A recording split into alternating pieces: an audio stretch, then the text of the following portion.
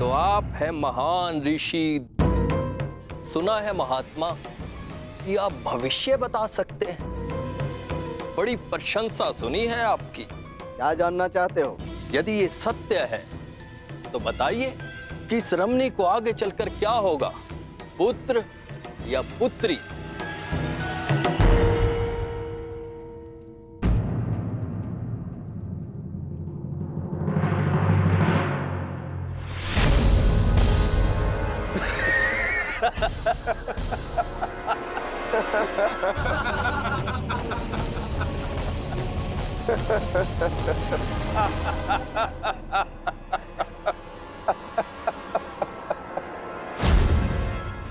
और समय बताना मत भूलिएगा महाराज।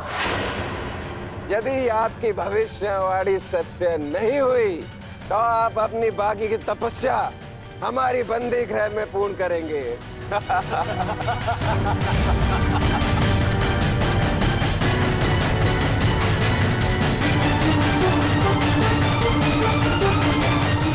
कौन क्यों है महाराज? बताइए, मेरी कोख से क्या जन्म लेगा? मदिरा के मद ने तुम्हारे भीतर के मानव को सुला दिया है मूर्ख। अब तुम केवल उस मूसल की भांति हो जिसमें कोई भावना नहीं होती। वो किसी भी वस्तु पर पड़ता है तो उसे कुचल देता है। ये लीजिए पिताश्री, ये हलवा मैंने विशेष रूप से आपके लिए बनाया है।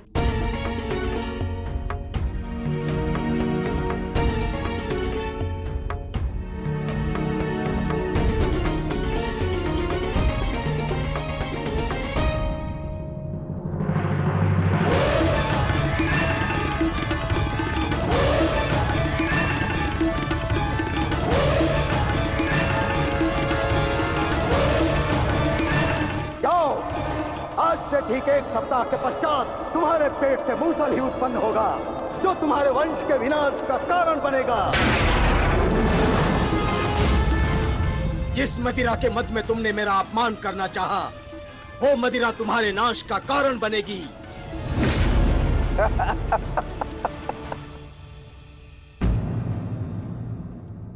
क्या हुआ पिताश्री?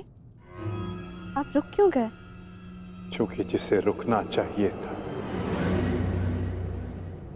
वो नहीं रुका। लगता है तुम्हें हमारे बंदी गृह के दर्शन करने की उत्सुकता कुछ अधिक है, इसलिए तुमने हमारा अपमान करने का दुस्साहस किया। पहले वासुदेव और अभी तुम। मैं तुम्हें जीवित नहीं छोड़ूंगा।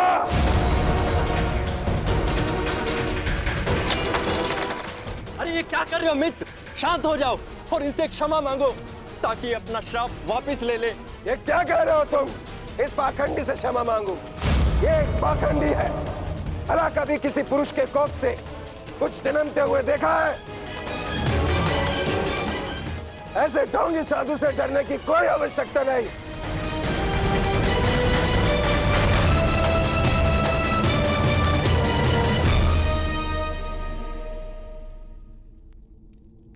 जो अब तक नहीं हुआ साम, वो अब होगा। साधुओं का श्राप व्यर्थ नहीं जाता।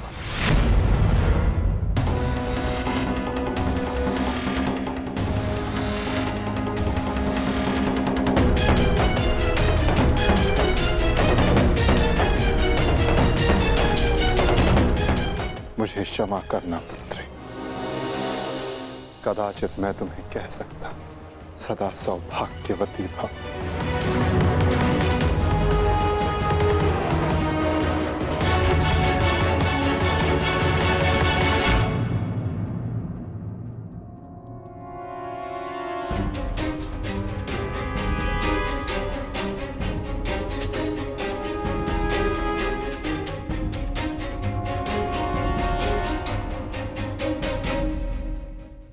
एक साधु का उपहास उड़ाना और उन पर प्रहार करने का प्रयास करना क्षमा के योग्य नहीं है सांब।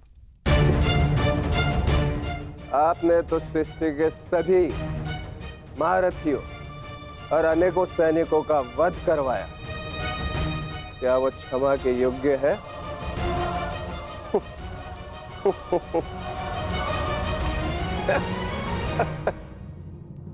कृतिवर्मा, तुम्हारी उपस्थिति में ये सब हुआ और तुमने साम को रोकने का प्रयास नहीं किया?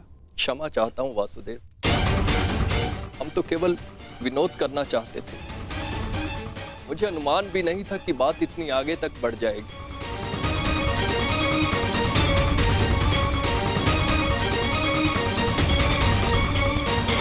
कितना समय? 7 दिन।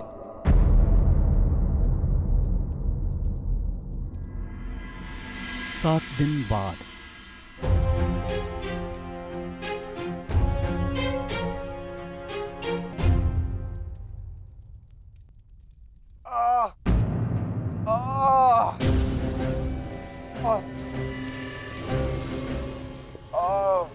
सहायता करो मित्र, मेरी सहायता करो।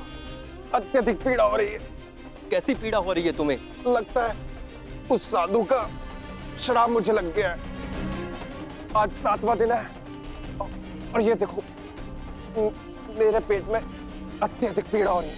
जाओ, आज से ठीक 1 सप्ताह के पश्चात तुम्हारे पेट से मूसल ही उत्पन्न होगा, जो तुम्हारे वंश के विनाश का कारण बनेगा।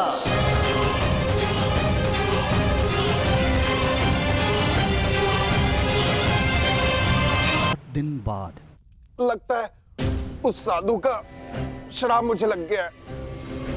आज 7वां दिन है और ये देखो, मेरे पेट में अत्यधिक पीड़ा हो रही है। जाओ, आज से ठीक 1 सप्ताह के पश्चात तुम्हारे पेट से मूसल ही उत्पन्न होगा, जो तुम्हारे वंश के विनाश का कारण बनेगा। इस पीड़ा से मुझे मुक्त करो मित्र, मुक्त करो।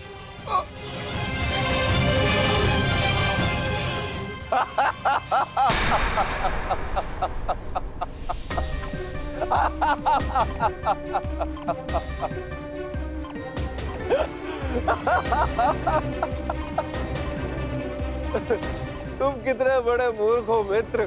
कुछ नहीं हुआ है मुझे, सही हूं मैं। कहा था ना मैं, वो साधु एकदम पाखंडी है। हम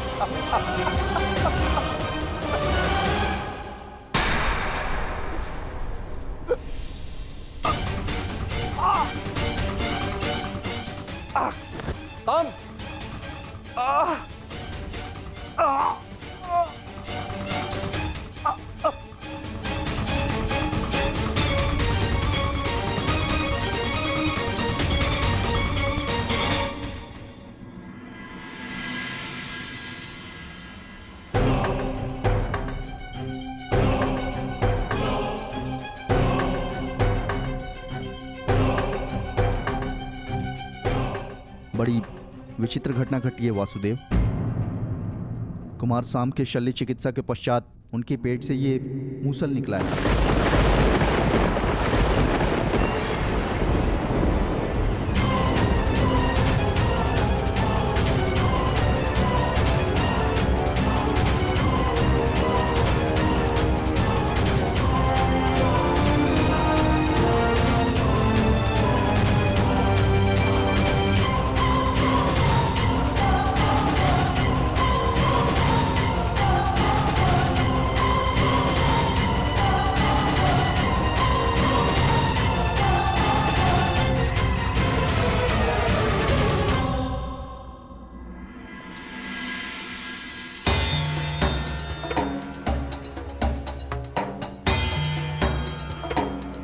कुमार अब स्वस्थ हैं बलभद्र।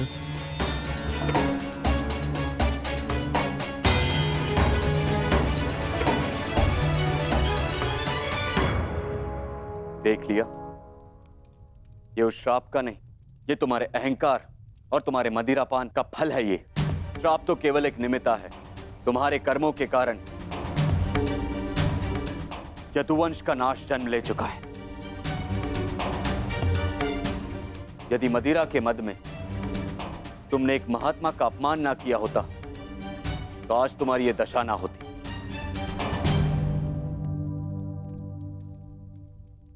अब कुछ नहीं हो सकता था। मनुष्य को अपने कर्मों का फल मिलता ही है, परंतु एक के कर्मों का फल पूरा वंश भुगते।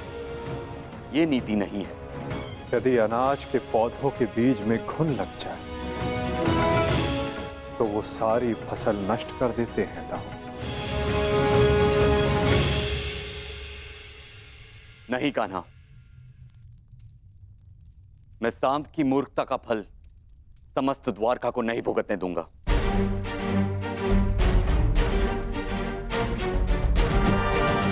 आप इस मूसल का क्या करेंगे दाऊ? श्राप था कि मदिरा पान के कारण द्वारका का नाश होगा। मैं आज ये घोषणा करता हूं कि समस्त द्वारका में किसी भी प्रकार का मद्य का उत्पादन, सेवन या बिक्री वर्जित है।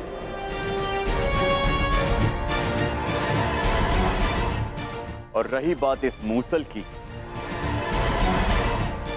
तो इसका उपाय है मेरे पास।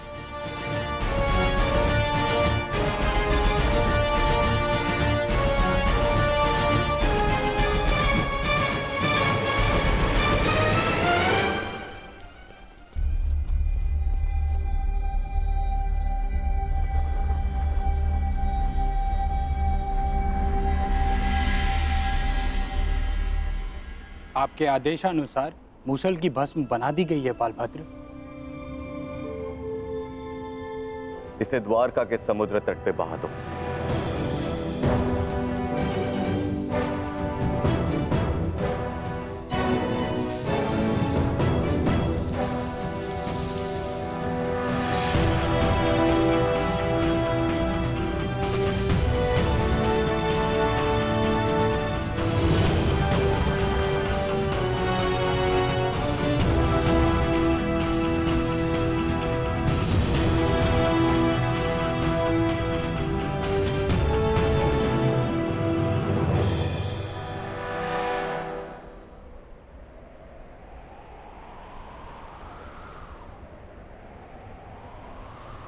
दाऊ, हमारे कर्म ही हमारी नियति निर्धारित करते हैं, केवल सांब के कर्म ही नहीं। कुछ श्राप हैं। मैं तुम्हें श्राप देती हूँ कि जिस प्रकार तुमने मेरे कुल का अंत किया है, उसी प्रकार तुम्हारे कुल का अंत भी होगा। और कुछ पाप भी जो द्वारिका की नियति बनाएंगे। चक्रवात से घर के धराशायी होने का भय हमेशा रहता है कृष्णा। इसका अर्थ ये नहीं कि मनुष्य अपने घर की नींव सुदृढ़ ना करे।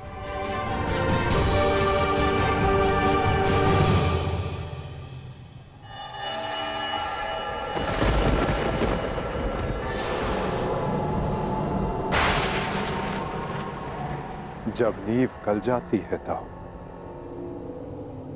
तो भवन का धराशायी हो जाना निश्चित होता है। द्वारका का अंत समीप है।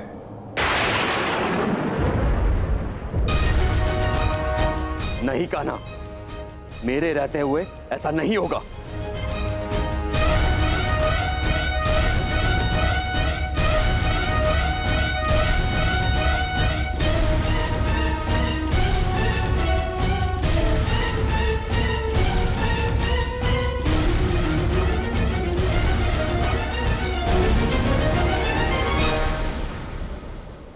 समय किसी की नहीं सुनता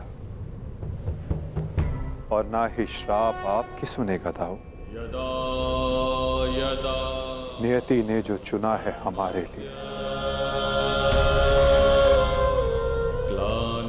हमें वो भुगतना ही होगा।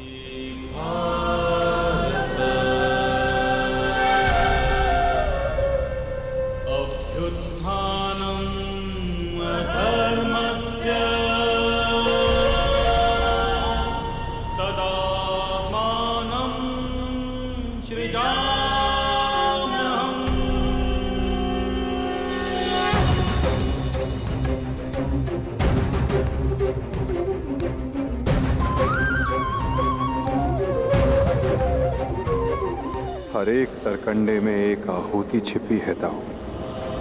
किसी की मृत्यु तो किसी की मुक्ति।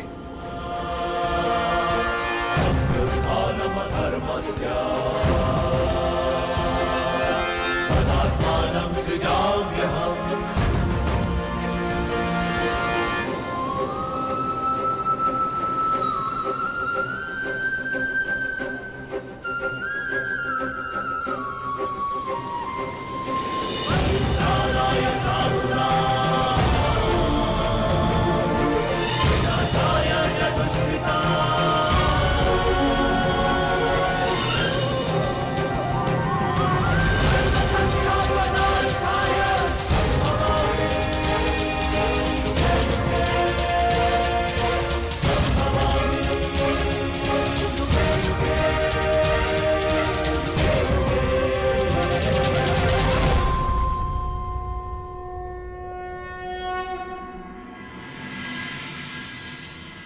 मेरा स्वप्न है कि हस्तिनापुर में एक गुरुकुल हो, जहां पर बालकों की भांति बालिकाएं भी युद्ध शिक्षा में पारंगत हों और अपनी सुरक्षा करना सीखें। अति उत्तम विचार है पुत्री।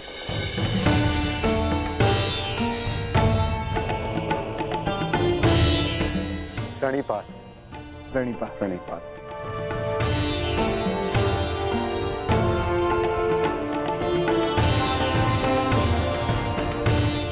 यदि प्रत्येक स्त्री अपनी सुरक्षा में समर्थ हो जाए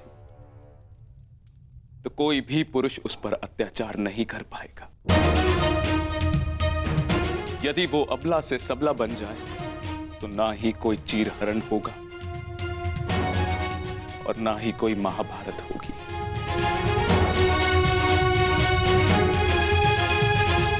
ज्येष्ठ पिताश्री, आपने स्मरण किया? हाँ पुत्र, एक महत्वपूर्ण निर्णय लिया है जो मैं तुम्हें बताना चाहता था।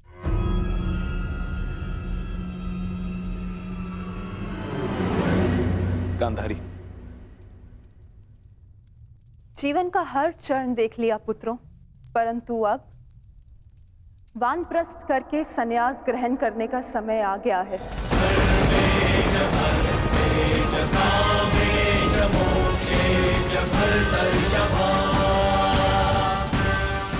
हाँ पुत्र, युधिष्ठिर जीजी और मुझे विदा लेने की आज्ञा है।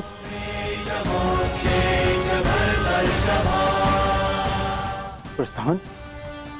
किंतु अचानक ऐसे? क्या हुआ माता? कोई समस्या हुई है या हमसे कोई भूल हुई है जिससे आपको कष्ट पहुंचा है? नहीं पुत्रों, तुमने और द्रौपदी ने अपना कर्तव्य कुशलता से पूर्ण किया है और अब हमने निर्णय लिया है कि हम तीनों वानप्रस्थ के लिए प्रस्थान करें।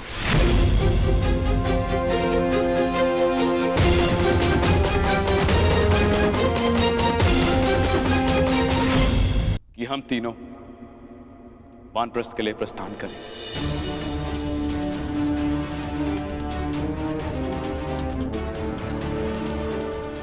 पुत्र का मोह आपको जाने भी नहीं देना चाहता और पुत्र का धर्म आपको रोक भी नहीं सकता। आप सबके तप संचय को रोकना भी पाप होगा।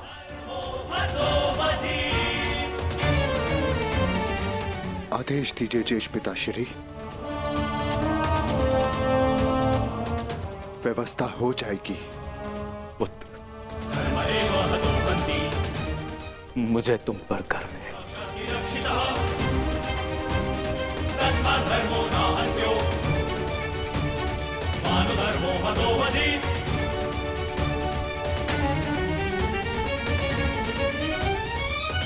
परंतु हम आपको ऐसे नहीं जाने दे सकते।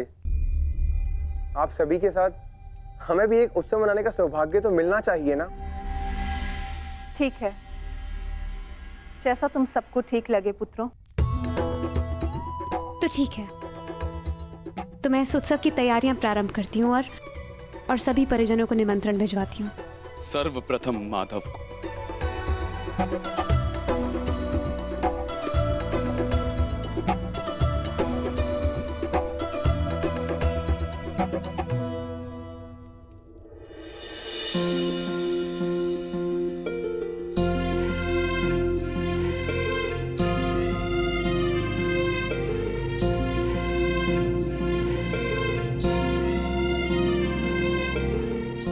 सखी ने निमंत्रण दिया है, स्वीकार करना ही पड़ेगा।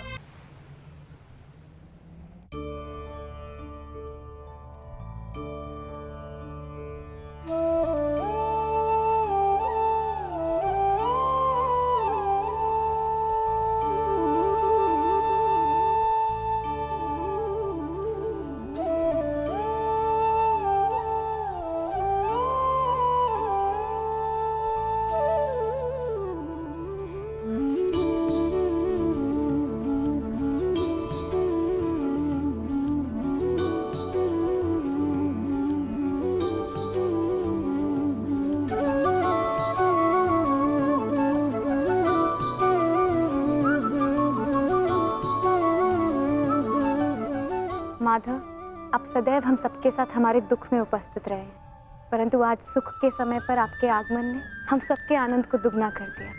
मेरी सखी मुझे निमंत्रण दे और मैं न आऊं?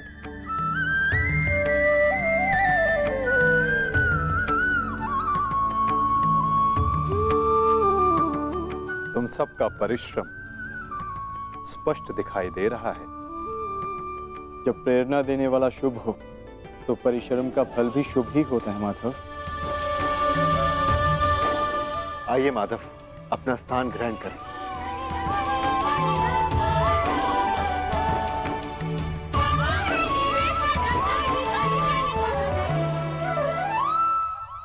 सांब के साथ जो हुआ, हमें उसका समाचार मिला माधव। हमें उसका खेद है। कुमार साम के शल्य चिकित्सा के पश्चात उनके पेट से ये मूसल निकला है। समय का चक्र और नियति को कोई नहीं रोक सकता धर्मराज। परंतु मुझे सदा खेद रहेगा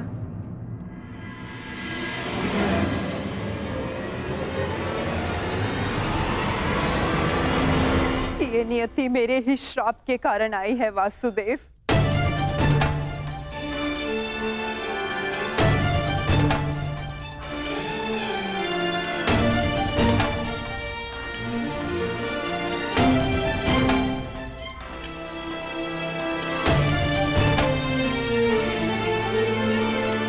प्रणिपात राजमाता। संतोष मिला कि मेरी भूल के पश्चात भी आपका यहाँ आगमन हुआ वासुदेव। नहीं राजमाता, मैं आया क्योंकि मेरा यहाँ उपस्थित होना आवश्यक था। मुझे क्षमा कर दीजिए वासुदेव। बीते समय पर शोक मनाने से कोई लाभ नहीं। आनंदमय तो ये है कि हम सभी आने वाले नए भविष्य का स्वागत करें। कैसा भविष्य माधव? बधाई हो सम्राट, महारानी वृषाली ने पुत्र को जन्म दिया है।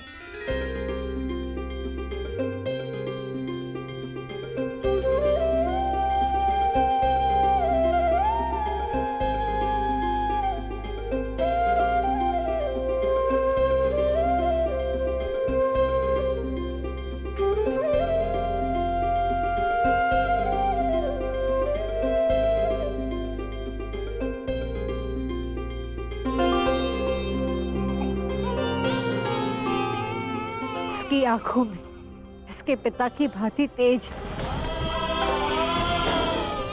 कल्याण हो। बुआ श्री, इस बालक का नामकरण कीजिए।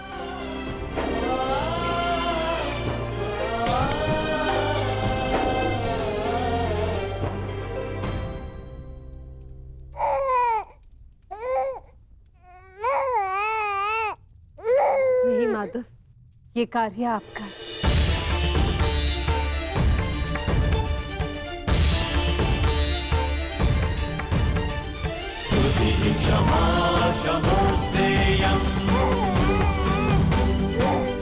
शौचमिन्द्रिय निग्रह क्षमा शमोस्तेयं शौचमिन्द्रिय निग्रह निर्विद्या सत्यं क्रोधो दशकं धर्मलक्षणम्। मित्रकर्ण के एक वीर पुत्र का नाम वृषसेन था और इस वीर बालक का नाम है राधे कर्ण पुत्र वृषकेतु। वृषकेतु वृषकेतु वृषकेतु।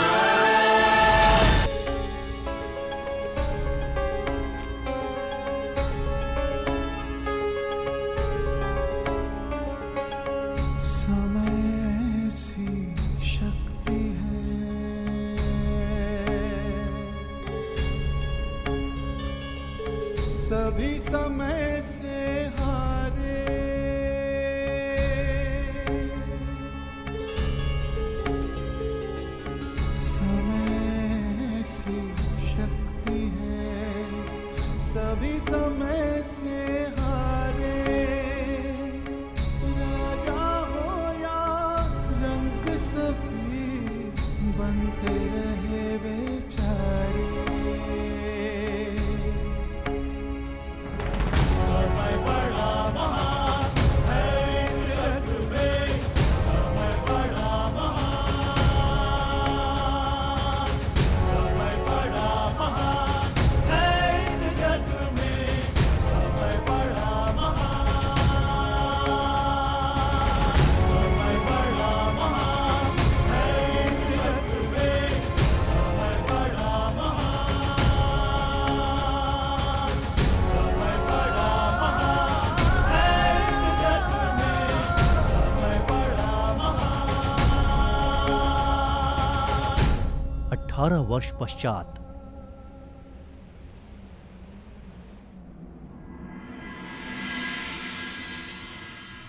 तो कुरुकुल की अगली पीढ़ी अपना प्रशिक्षण पूर्ण कर चुकी है धर्मराज।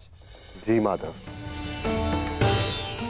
परीक्षित और वृषकेतु दोनों ने शिक्षा प्राप्त कर ली। अब सत्ता को अगली पीढ़ी में हस्तांतरित करने का समय आ गया। परंतु माधव महाराज,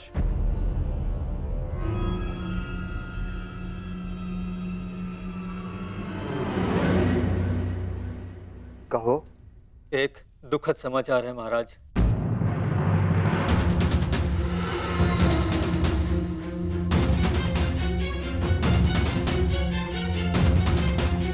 अभय दान दिया, बोलो क्या समाचार है? राजमाता कुंती। क्या हुआ माता कुंती को?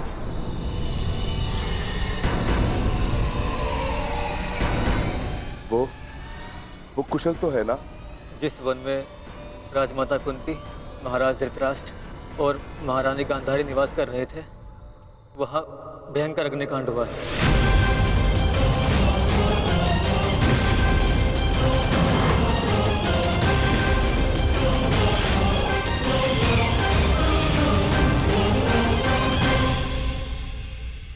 और वो तीनों जलकर भस्म।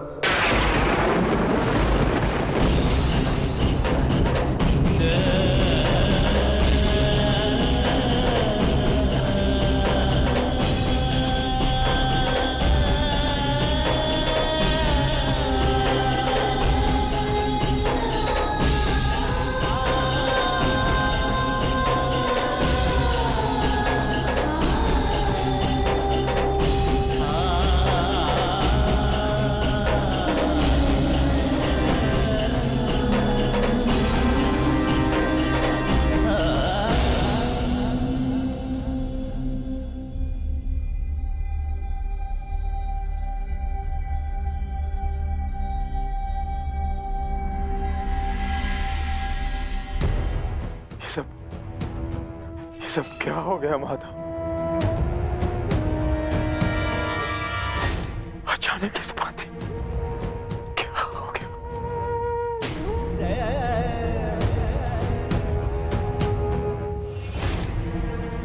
जो संसार में आया है उसे जाना ही है। महत्वपूर्ण ये है कि वो अपने जीवन से क्या लेकर गए और इस संसार को क्या देकर गए।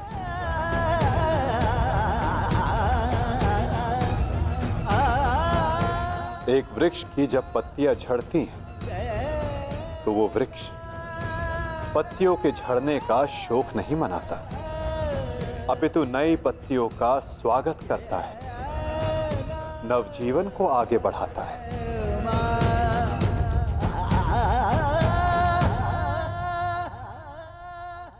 आप सब स्वयं को संभालिए।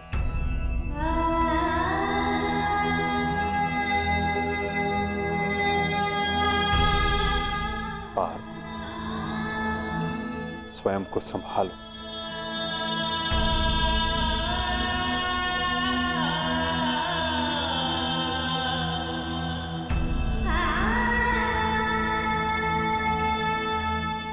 धर्मराज, आपने अपना हर कर्तव्य, हर उत्तरदायित्व कुशलता पूर्वक पूर्ण किया है और परिवर्तन का जो वचन आपने दिया था उसे भी पूर्ण किया। और अब ये समय दुख मनाने का नहीं, अपितु अपना उत्तरदायित्व पूर्ण करने का है धर्मराज।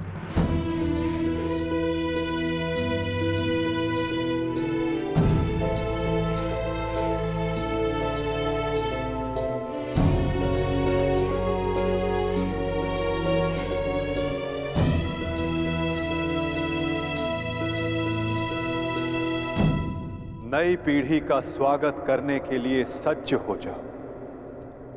समय आ गया है कि हस्तिनापुर के नए युवराज को प्रजा के समक्ष प्रस्तुत किया जाए।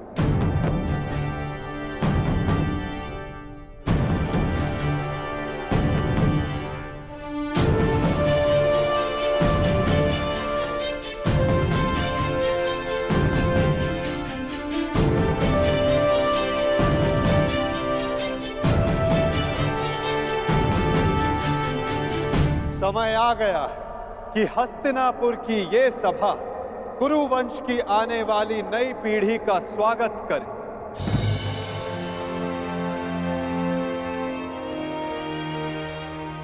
हस्तिनापुर के 2 महारथी, 2 युवराज।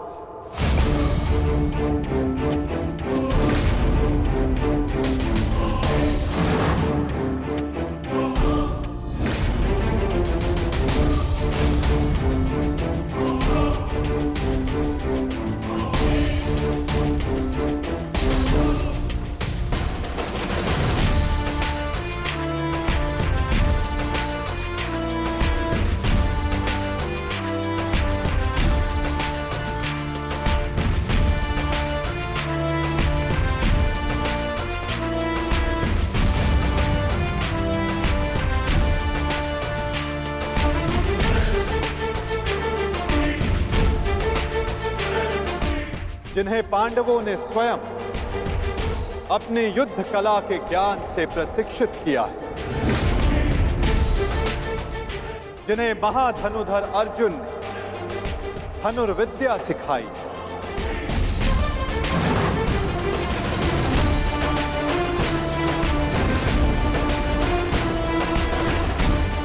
जिन्हें महाबली भीम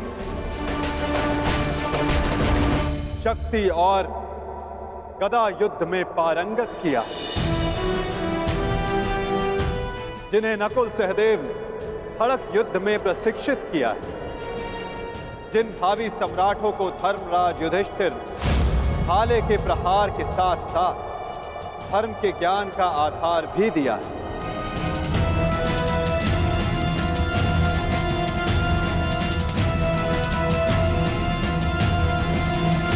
अब भारत के नए शासक तैयार हो चुके हैं। धर्म स्थापना के लिए नई पीढ़ी सज्ज हो चुकी है।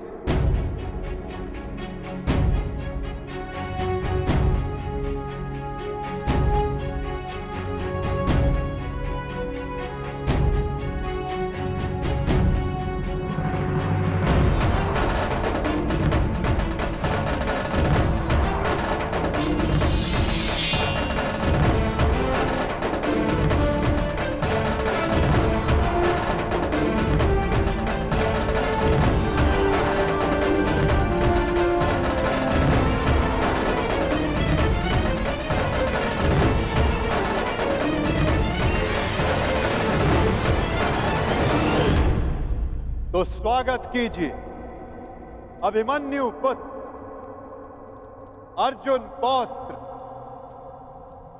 युवराज परीक्षित का।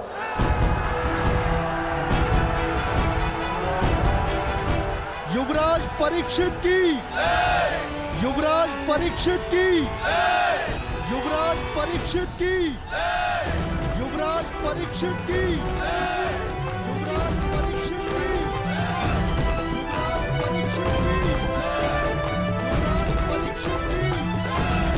युवराज परीक्षित की।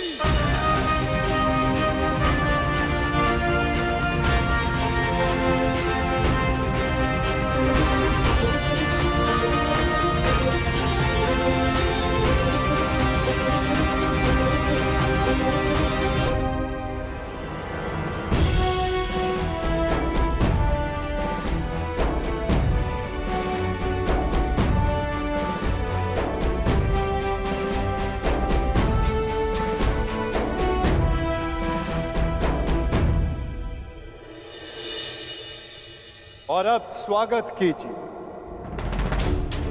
राधे कर्ण पुत्र युवराज वृषकेतु का। युवराज वृषकेतु की, युवराज वृषकेतु की, युवराज वृषकेतु की, युवराज वृषकेतु की, युवराज वृषकेतु की, युवराज वृषकेतु की,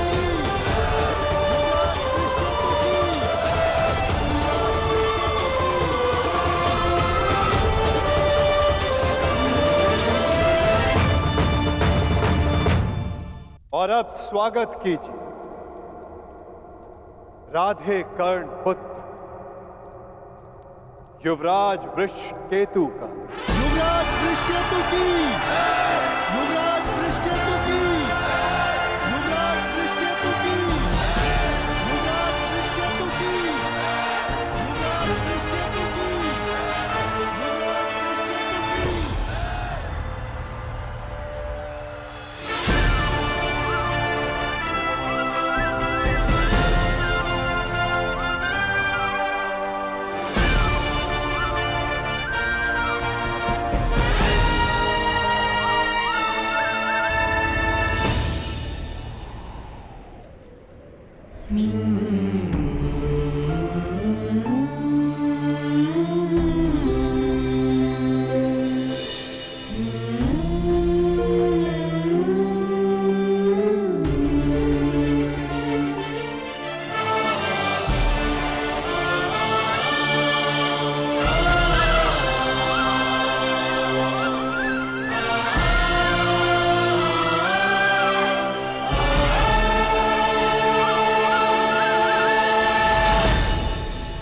इन्होंने अपना कर्तव्य पूर्ण किया धर्मराज, अब आप अपना कर्तव्य पूर्ण करें। एक सम्राट का कर्तव्य होता है कि वो अपने उत्तराधिकारी को निष्पक्ष होकर चुने, केवल बल ही नहीं, बुद्धि प्रवीण हो, न्याय उचित, धर्म उचित हो। और मेरा धर्म ये कहता है न्याय और धर्म अनुसार हस्तिनापुर नरेश मेरे ज्येष्ठ भ्राता कर्ण के पुत्र वृषकेतु हो। युवराज वृषकेतु की, युवराज वृषकेतु की, युवराज वृषकेतु की,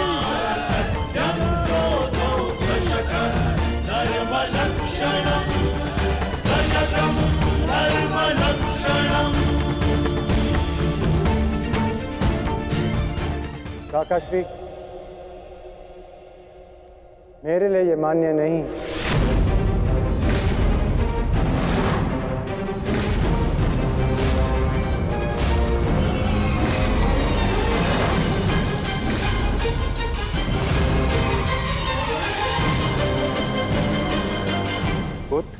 सम्राट, आपका न्याय उचित है, परंतु परीक्षित मुझसे ज्येष्ठ हैं, इसलिए न्याय अनुसार और धर्म अनुसार हस्तिनापुर के सम्राट केवल और केवल परीक्षित ही होने चाहिए।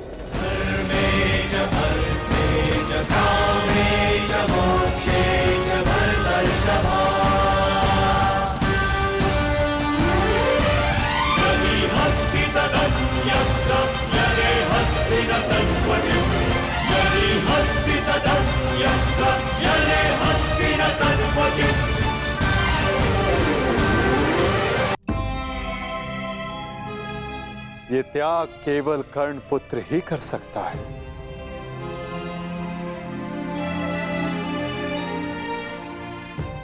इस सभा ने छल देखा, बल देखा,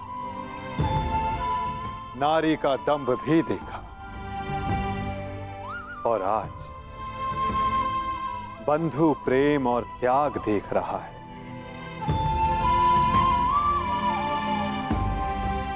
सच में परिवर्तन का जो स्वप्न अंगराज कर्ण ने वर्षों पूर्व देखा था, वो परिवर्तन आज दिख रहा है।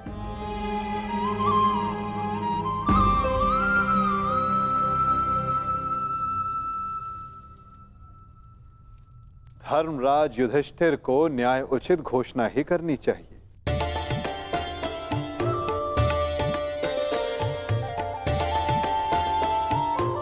जैसी आपकी आज्ञा माधव।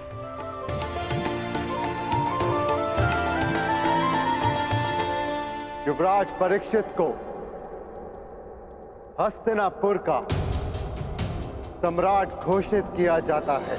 युवराज परीक्षित की, युवराज परीक्षित की, युवराज परीक्षित की, युवराज परीक्षित की, युवराज परीक्षित की। परंतु ये अपूर्ण न्याय होगा। न्याय उचित यही होगा कि अंग पर ज्येष्ठ कर्ण के पश्चात अधिकार वृषकेतु का है और मैं वृषकेतु को अंग का नया राजा घोषित करता हूं। महाराज वृषकेतु की, महाराज वृषकेतु की, महाराज वृषकेतु की। और अंग के साथ साथ इंद्रप्रस्थ भी वृषकेतु के नियंत्रण में होगा। अंगराज वृषकेतु की, अंगराज वृषकेतु की, अंगराज वृषकेतु की।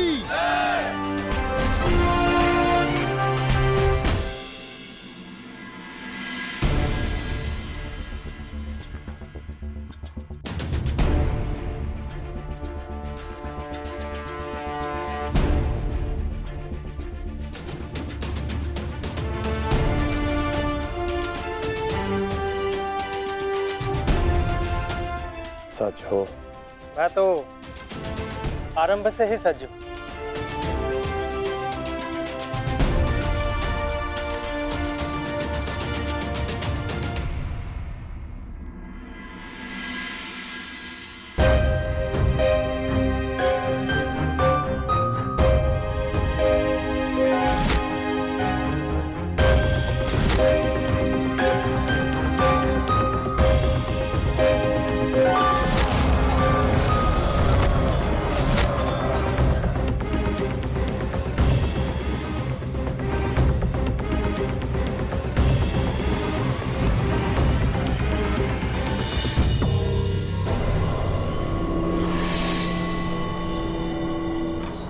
माधव, मुझे जाना होगा पार्थ।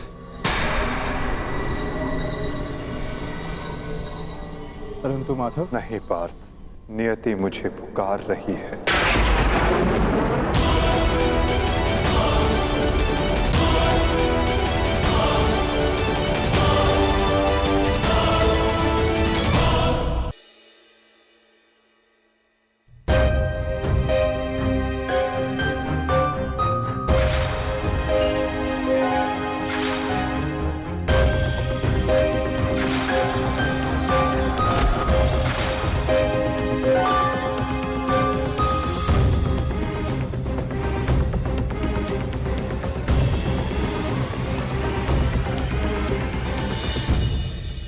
माधव, मुझे जाना होगा पार्थ।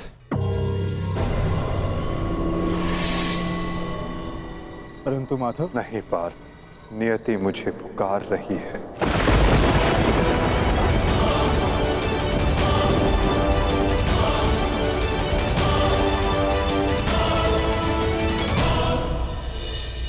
माधव,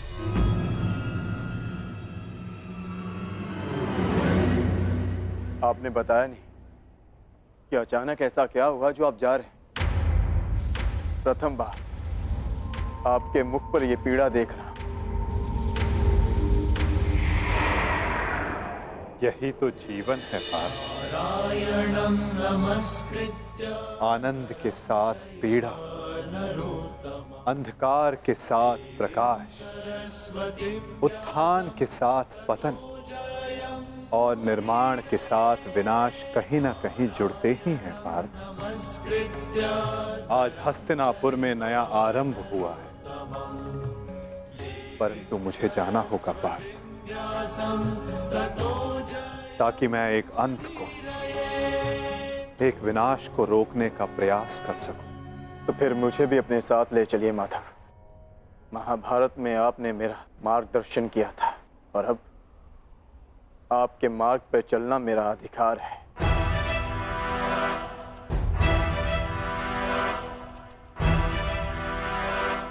अवश्य पार्थ, ये तुम्हारा अधिकार है, किंतु ये यात्रा केवल मेरी है पार्थ। ये कर्तव्य केवल मेरा है और मुझे इस यात्रा को अकेले ही पूर्ण करना होगा।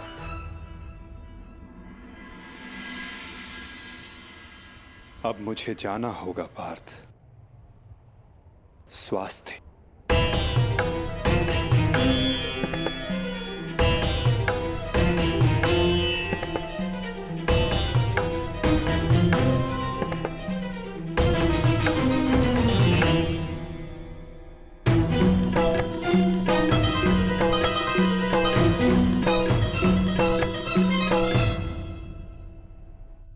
ये क्या कह रहे हो अर्जुन?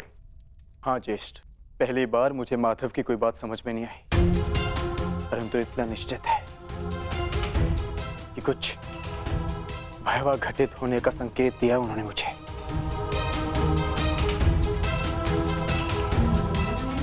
मैं आपकी आज्ञा लेने आया हूं ज्येष्ठ। मुझे द्वारका जाना होगा।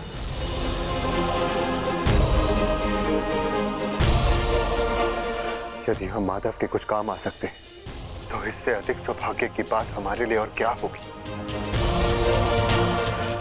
शीघ्र द्वारका पहुंचो।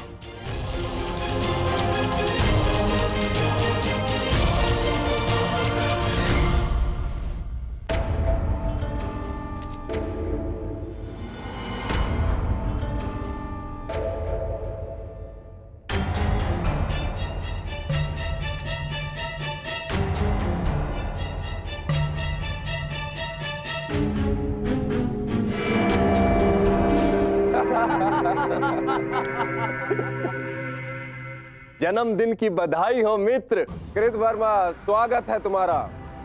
तुम्हारी ही प्रतीक्षा हो रही थी। वाह, क्या अद्भुत प्रबंध है। इतना सुंदर भोज मैंने कभी नहीं देखा। वाह। काहे का भोज मित्र? ऐसा प्रतीत होता है अद्भुत भोज किए हुए जैसे एक युग बीत चुका है। आओ श्री ने संपूर्ण द्वारिका में मदिरा पान और उसके विक्रय पर प्रतिबंध लगा रखा है। अगर मदिरा मिल जाती तो आनंद आ जाता। परंतु मित्र, उसके पीछे बलभद्र का कारण उचित था। ऋषि के श्राप का प्रभाव तो तुम देख ही चुके हो। उसने जो कहा वैसा ही हुआ। तुम्हारे गर्भ से मूसल का जन्म हुआ और श्राप था कि उस मूसल से यादवों का अंत होगा। और आज उस श्राप का प्रभाव उस मदिरा पर लगी रोक ने ही रोक रखा है मित्र। कृतवर्मा, प्रतीत होता है कि तुम मेरे पूजनीय पिताश्री के साथ रह रहकर प्रवचन देना सीख गए। वो मूसल नष्ट हो चुका है। ताऊ श्री ने स्वयं उसका चूर्ण बनवाकर सागर में बहा दिया। यदि आज मदिरा मिल जाती तो आनंद ही आ जाता। यदि कुमार आदेश दे तो जन्मदिन की भेंट प्रस्तुत करूं। बलभद्र से छिपाकर काशी से मदिरा मंगाई है।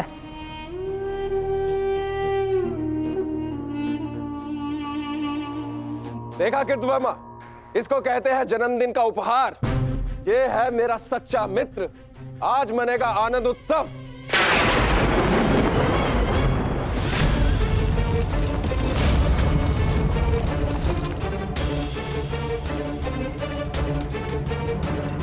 ये मेरे जन्मदिन पर मेरे मित्रों के नाम।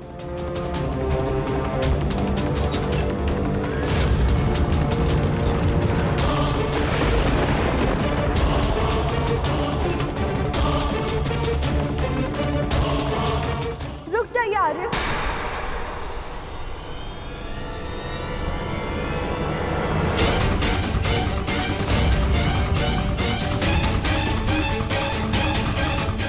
जब काल सामने खड़ा हो तो उसे जाने को नमस्कार किया जाता है, उसका आलिंगन नहीं किया जाता। ये मदिरा काल है आर्य, इसे ग्रहण ना करें। कृतवर्मा, एक बात तो माननी ही पड़ेगी। मेरे पिता श्री वासुदेव महान है। जो उनकी संगति में आता है वो भाषण देना तो सीख ही जाता है। लक्ष्मणा, यहाँ पर स्त्रियों का आना वर्जित है। ये केवल पुरुषों के लिए। राजमहल वापस लौट जाओ।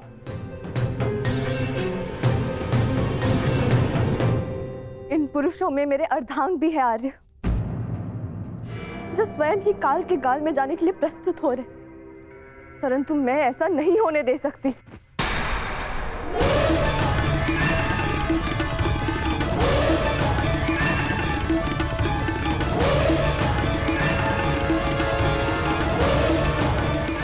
लक्ष्मणा, तुम हस्तिनापुर से हो और इस बात की साक्षी हो कि जब स्त्री पुरुष के मत के सामने क्रोध बनकर खड़ी हो जाती है तो उसके परिणाम अच्छे नहीं होते। जाओ यहां से, राजमहल वापस लौट जाओ।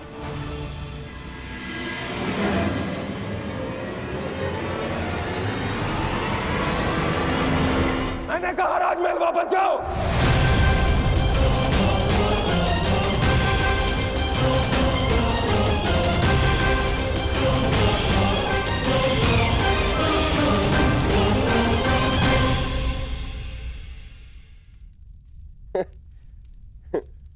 शुभ कार्य में विघ्न आते ही है मित्रों। इससे पूर्व कोई दूसरा विघ्न आए, इस दुर्लभ मदिरा को ग्रहण करो।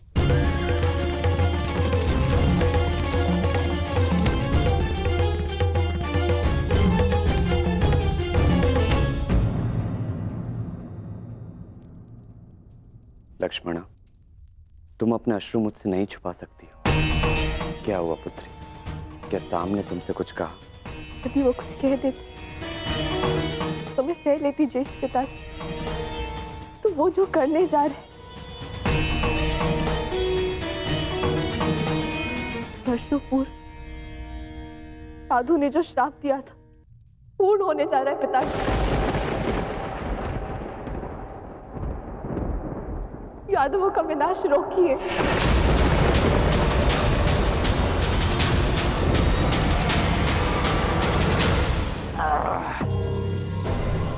अद्भुत! आज मदरा मिली पीने को, वो भी मन भर के। वाह!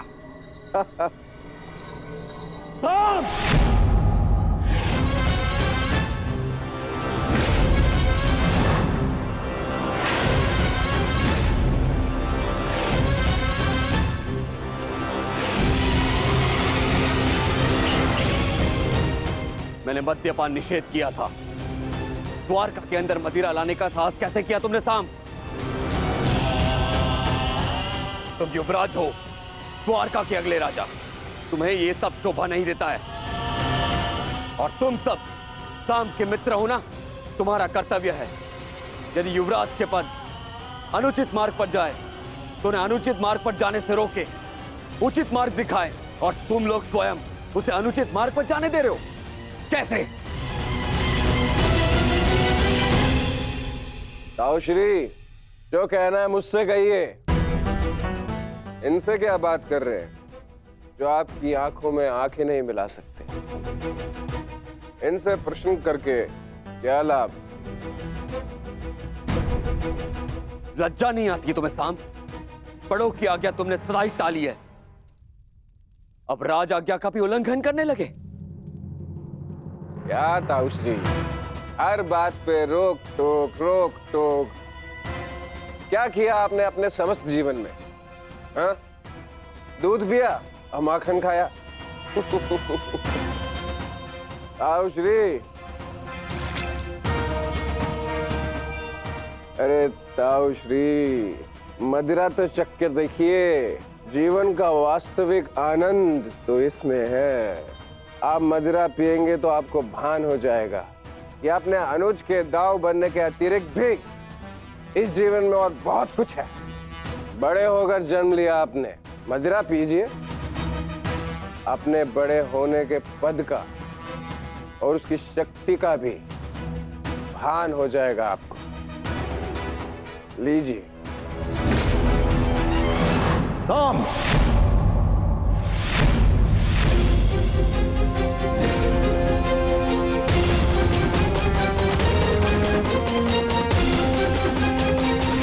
का अपमान करने का दुस्साहस मत करना।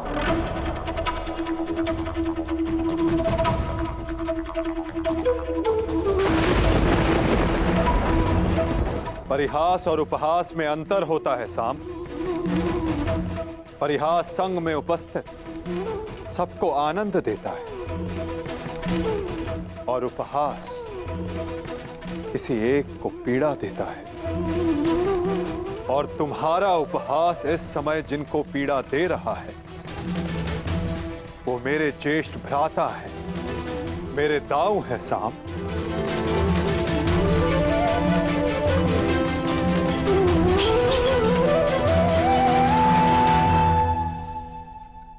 और मैं कौन हूं? हाँ? कौन हूं मैं? पुत्र या कुपुत्र? आपको तो सदैव अभिमन्यु जैसा पुत्र चाहिए था। कभी उसे मामा बनकर सिखाया तो कभी मित्र और सखा बनकर पांडवों को संभाला, परंतु ये भूल गए कि आपका भी एक पुत्र है। स्मरण है आपको? स्मरण है? नहीं, आपको स्मरण है। आपको स्मरण है कि आज आपके पुत्र का जन्मदिन है, परंतु ये भूल गए कि आज के दिन अपने पुत्र से प्रेम से मिलने आना चाहिए, ना कि इस प्रकार कटु मुख बनाकर।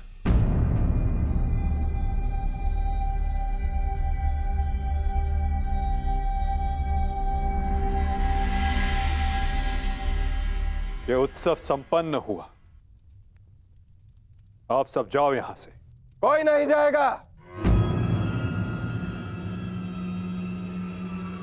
ये उत्सव मैंने रखा है और ये कब संपन्न होगा इसे मैं निर्धारित करूंगा।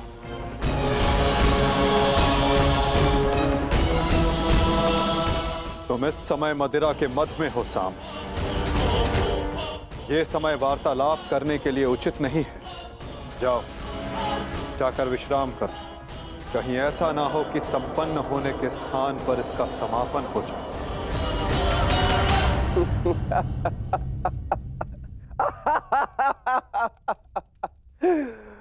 मत में तो अंधे आप भी है वासुदेव। महाभारत की विजय का मत अभी आपके सर से उतरा नहीं है वासुदेव।